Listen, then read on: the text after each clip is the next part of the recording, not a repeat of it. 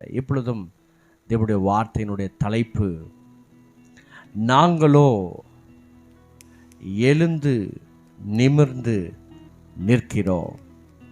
ஆமென். நாங்களோ சொல்லுங்க, நாங்களோ எழுந்து நிமிர்ந்து நிற்கிறோம். இதுதான் இந்த செய்தியினுடைய தலைப்பு. ஆமென். தியானத்துக்காக கொண்ட பகுதி சங்கீதம் 27.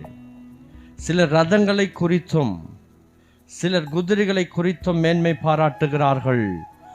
நாங்களோ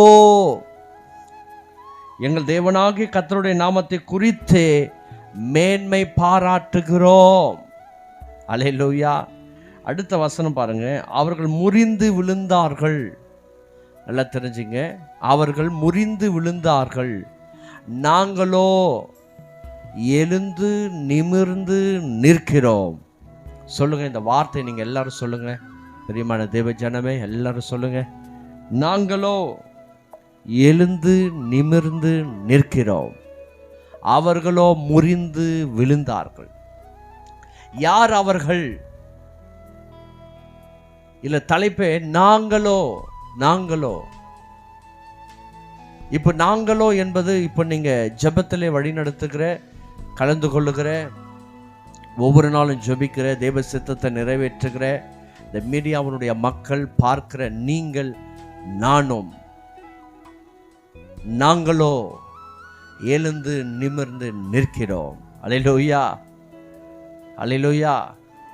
சிலர் ரதங்களை குறித்து மேன்மை பாராட்டுகிறார்கள். சிலர் குதிரைகளை குறித்து மேன்மை பாராட்டுகிறார்கள். எங்களுக்கு பார்த்தீங்களா எவ்வளோ பிஸ்னஸ், எவ்வளோ பணம் இருக்கு பார்த்தீங்களா?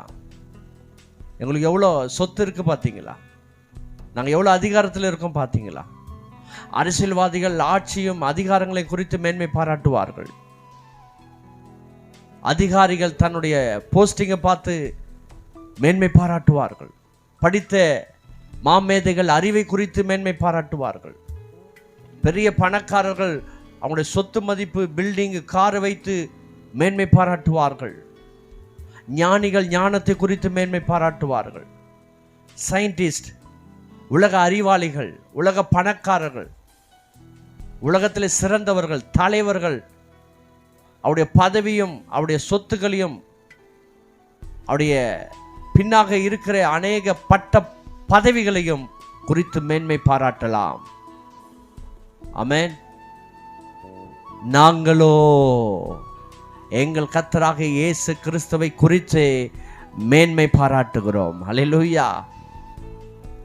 அவர்கள்